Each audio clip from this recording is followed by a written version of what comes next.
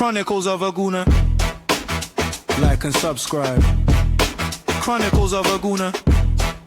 Harry Symeou time. Arsenal. Come on, you Gunners. Arsenal. Chronicles of a Gooner. This podcast is brought to you in partnership with okjersey.com. Looking for football shirts? Head over to okjersey.com and enter the discount code Harry for 8% off. Hey everybody, how's it going? Welcome back to the Chronicles of a Gooner, the Arsenal podcast with me, your host, Harry Symeou. I'm delighted to say Adam Keys is back alongside me. Look, it's the summer, it's transfer silly season, even if the window hasn't officially opened yet. Everybody's got their views, their opinions on who Arsenal should be looking to sign, on what positions we need to strengthen. So there's a lot of opinions flying around. There's a lot of stories flying around as well. Some I'd pay more attention to than others. I think that's fair to say. But it's always difficult over the course of the summer, kind of navigating between what's likely, what's legitimate, and what is designed to drive clicks and engagement. Luckily, I've got someone alongside me who's pretty good, I think, at siphoning out the rubbish. And therefore, we're going to try and plan Arsenal's summer from Adam's perspective. I'm going to do a separate show where I'm going to give you my positions that I think we need to look to strengthen in, plus the targets to kind of go with that as well. And we're going to get various guests on over the next few weeks, and we're going to try and get everybody to paint a picture of what they think exactly Arsenal's summer should look like. Adam, great to have you back, man. How you doing, first of all? I'm good. Still basking in the glory of being champions. So how are you this morning, mate? Yeah, I'm good, mate. I'm good. I'm actually feeling a lot better than I have done over the last 2-3 weeks. So yeah, I'm feeling good, full of life, full of energy, and looking forward to getting into this. Let's dive straight into it, Adam. So let's start with the positions that you would be looking at strengthening if you were the one calling the shots at Arsenal this summer. I was going to say it's a position that we'd all love to be in. I'm not sure I would love to be in that position, actually. I think I'd much prefer to have some distance and just basically give my opinion on it all than have to be the one accountable. So what are the positions, first of all, that you think Arsenal should be looking to strengthen in? Yeah, I think at the final, David Ornstein summed it up pretty well. And thankfully, I think told us all that Arsenal were looking to strengthen the positions that most of us want to see strengthened. And that is left wing being a big priority. Striker stroke second striker. I think the attack needs elevated, a 6/8 and a right back. I also wouldn't be against seeing a left back as well, but that is definitely a nice to have as opposed to we absolutely need it this summer. So the other one I would say is there's a chance Kepa moves on. So that could be one that we go and buy another backup keeper. I always felt that Kepa would stay for one season, that he was coming in as someone who was going to get enough game time, and then he was going to take his medal and go and get a number one spot somewhere else. He's too young and too good to be a number two. And despite what many of our views are on Kepa's mistake in the cup final, he is actually a very good goalkeeper and one that can do a very good job as a number one somewhere like he did at Bournemouth last season. So yeah, that's where I see Arsenal being most active. But in terms of my two absolute non-negotiables, it would be right back and left wing that I'd be looking at as the most important positions for us to strengthen. I think that's interesting because I think we need to strengthen in central midfield as well. I think that's an area of the pitch where I worry. I also don't know if Christian Norgard is going to be at Arsenal beyond this summer. So, that's another position that I would have had on my list.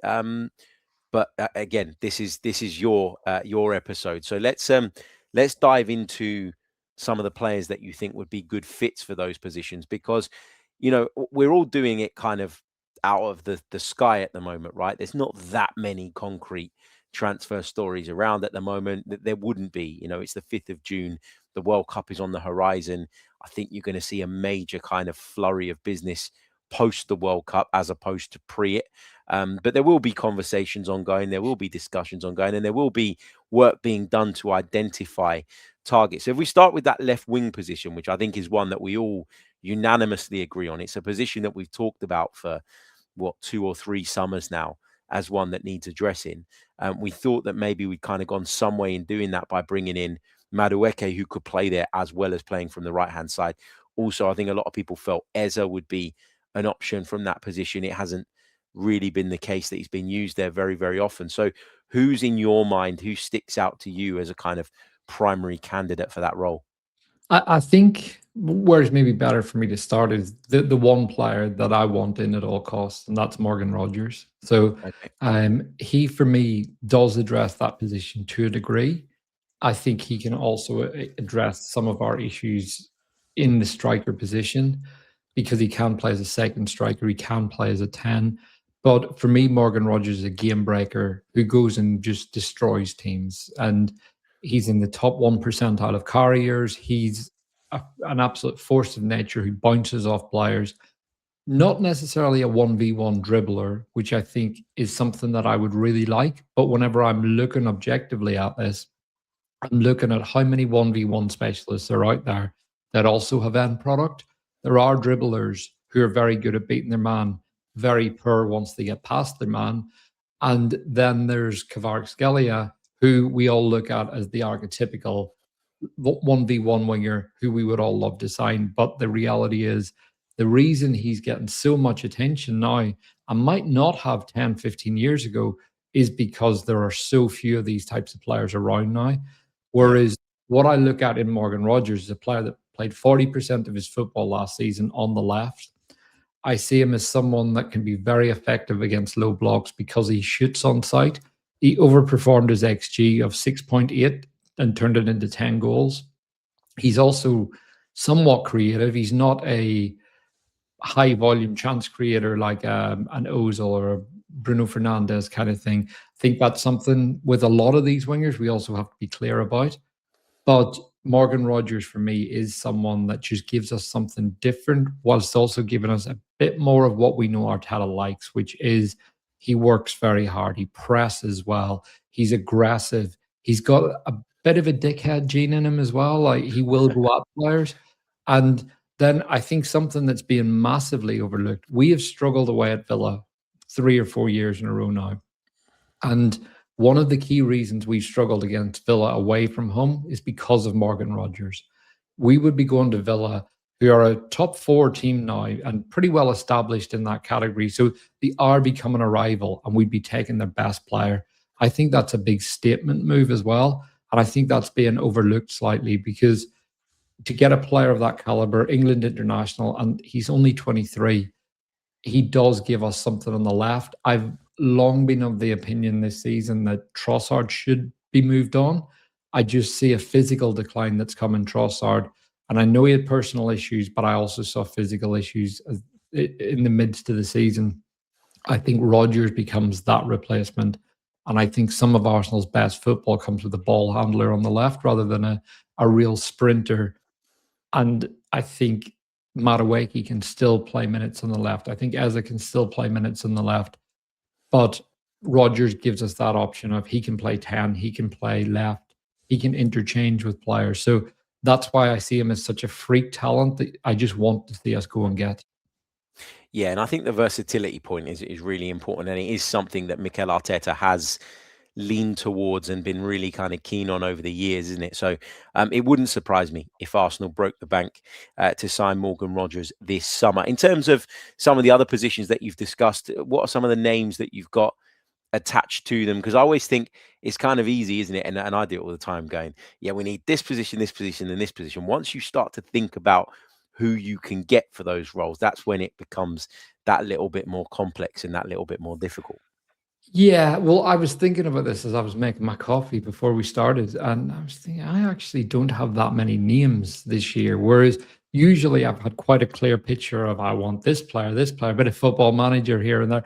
And typically what I've realized is the names you hear around kind of March, May, April, we don't actually sign those players. There's really strong links and it rarely happens.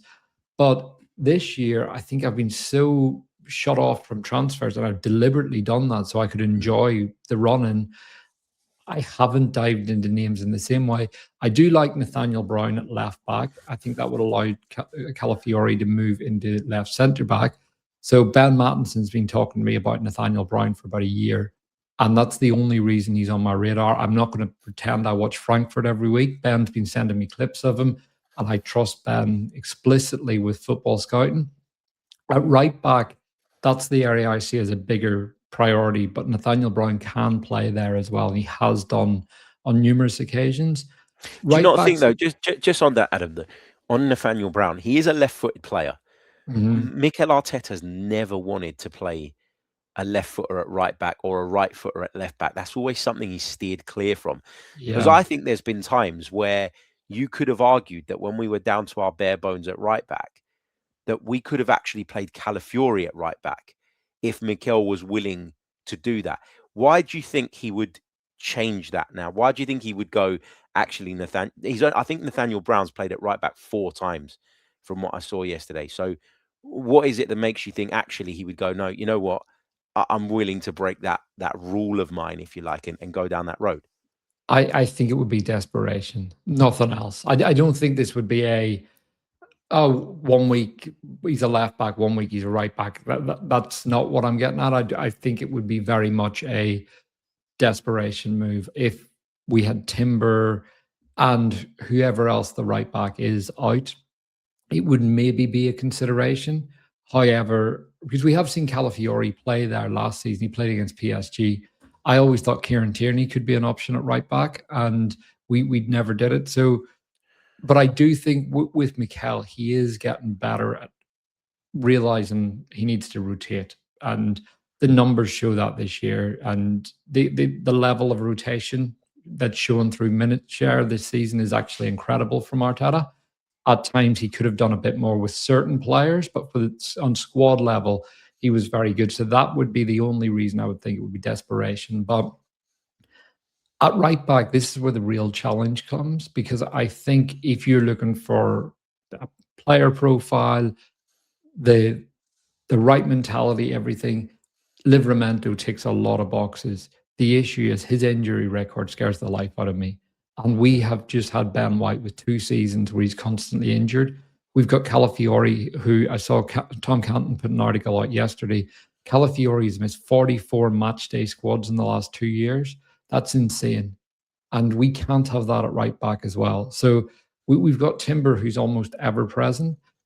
Imagine if we then went out and got another right back to help manage his minutes, only to have that right back out injured as much. And don't give me the whole, but they'd be sharing minutes, they'd be available more often. What happens every single time is they're both out at the same time.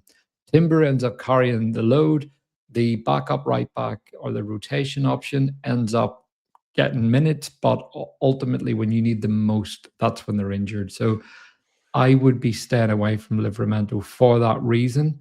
I like Coyote at Brentford because imagine him and his long throws being put Imagine into him with Arsenal Nicholas team. Yova, basically.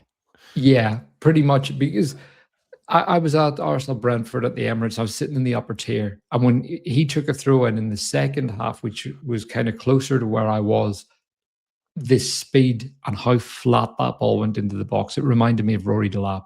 And when I see Declan Rice take a long throw, he's getting more purchase on them now. You can see a gradual improvement, but they go up and come down.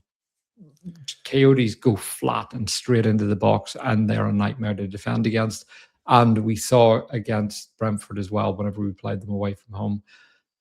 But there's also Palestra in Italy, but Inter holds strong interest in him. And I have to be honest, I haven't seen enough of him to sit here and make a really strong case for him. What I've seen in terms of his technical level and his height, his strength, he looks to me like he's got the smoothness of a Ben White, but I'm not locked into him.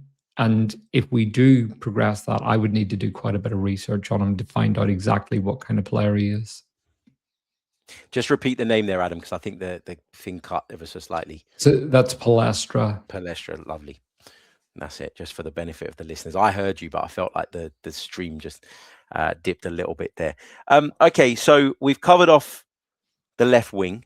and us and Morgan Rogers, we've talked about as being able to play in that kind of second striker role as well.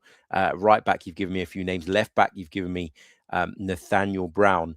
Um, Midfield, where do you see us going in terms of midfield? I know you mentioned a 6 and 8, and you mentioned a couple of other positions. I think we could do with maybe one or two actually in the middle of the park. That's an area that really I think worried me at points this season, and maybe I'm doing the classic Mikel Arteta and reacting to what happened in the last season, and maybe not factoring in that people should be fitter and sharper. What do you see us looking at there? There's obviously some names that we've been linked with in the past that might come to the fore again.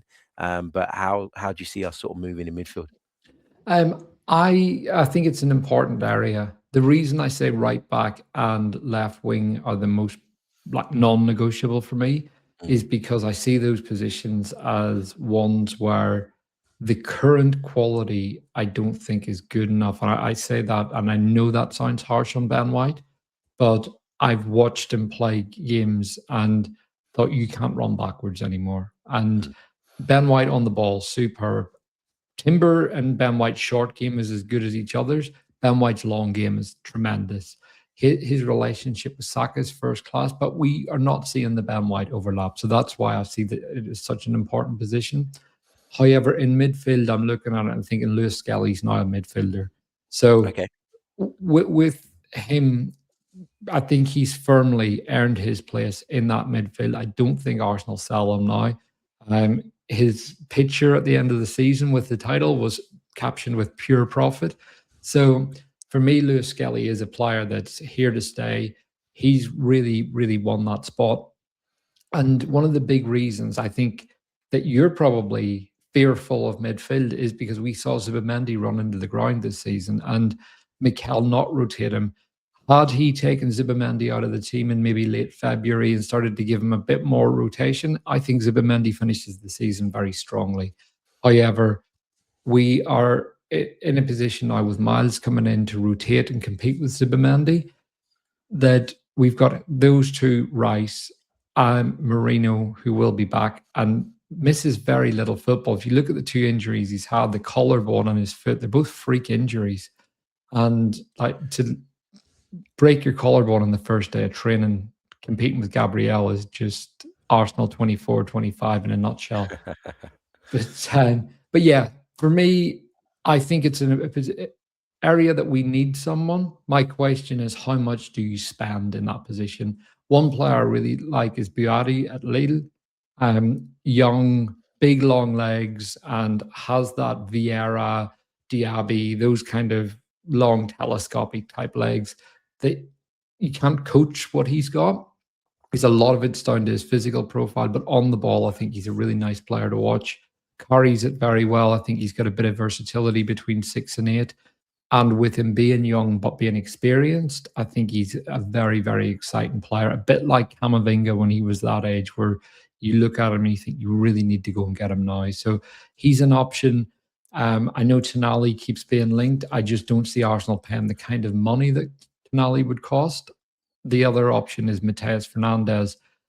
He's a player that I do really like. And from what I've seen of him, he's someone that I think would slot quite well in at Arsenal. But again, some of the fees being quoted for these players, they're pretty insane right now. And that's where I kind of sit in midfield. I want to address the attack before I address that area. Yeah, you just don't see it as high a priority as I do. I think that's where we kind of differ in our views a little bit. I think with Tonali, I think that is one that we should look to revisit. I think that Newcastle finishing 12th in the Premier League rather than qualifying for the Champions League like they did last time around is going to mean that their financial situation is very, very different. We know that they've got struggles with PSR and they're desperate to bring in money so that they can move forward. And also, you know, the fee quoted by West Ham United for Mateus Fernandes, I'm sorry, it's ludicrous. £80 million. You've just been relegated. There's not anybody on the planet that is going to get close to that amount of money. I understand why they're setting their stall out high and understand why they want to maximize the player's value. He is probably their biggest asset in terms of going into this transfer window. But I just think the money that they're quoting is crazy. So if you were to rank the positions in terms of priority, you've given me some names for multiple positions, which is great. And I'm sure there'll be people listening to this that go away and have a look at some of those names. But if you had to rank them in terms of priority, then just to wrap up, but where would you go? I'd go left wing 1, right back 2, centre mid 3, and then maybe a striker 4. The other names I know we're linked to are Krupi, Alvarez, and Barcola. I like all 3. I really, really like Krupi. The only thing that concerns me is the level of pace, but he's not slow. Alvarez cost and exactly where he would fit in, just because I think for that cost, it has to be bang. This is what we're getting. And the other one is Barcola, who has some traits that are just absolutely breathtaking, but also things that he's got an erratic nature in the final third, that he scores a lot of goals. He does a lot of things that I'm not as keen on. And for me, he would be the highest risk of all the transfers, but he could also be the biggest level raiser out of all of them. So it is a flip of a coin with him. He could come in and take you backwards, and you've spent a hell of a lot of money on a player that doesn't quite fit, or you go and get a Thierry Henry type talent that just kicks on and becomes an absolute superstar. Yeah, it's such a difficult game to play, isn't it? At this stage in the summer, in particular, when there is, I always felt like I found it really kind of hard last summer when we were linked with 3 or 4 strikers. You were sort of sitting there from one day to the next. I want this guy, then you'd sort of change your mind to the other one and whatever. And only when we had clarity about what was actually possible and what was actually moving forward did I start to kind of settle and say, right, now let's figure out how this player fits into the Arsenal picture and how we move forward. But Adam, it's been an absolute pleasure. Thank you so much. Some brilliant names there. Lots to think about. I'll be bringing you guys my summer plan over the course of the next few days as well. And we'll have multiple guests on to do something similar. Adam, thank you so much. Let people know where they can follow you and what you got coming up. And main thing I'm doing at the minute is short form Instagram content, just because of my time at the minute. So you can follow me at _AdamKeys_. And as always on X, you can see me waffling away at AdamKeys_. So have a great day. Thanks for joining. Brilliant stuff. Make sure you give Adam a follow. Make sure you subscribe to the channel. Make sure you subscribe to Adam's channel as well. There'll be a collaboration link, so you'll be able to click straight onto it. And we'll be back very, very soon with more Arsenal talk. Until then, take care of yourselves. Have a wonderful day up the Arsenal. Goodbye. Chronicles of a Gooner. Like and subscribe. Chronicles of a Gooner. Harry Symeou time. Arsenal. Come on, you Gunners.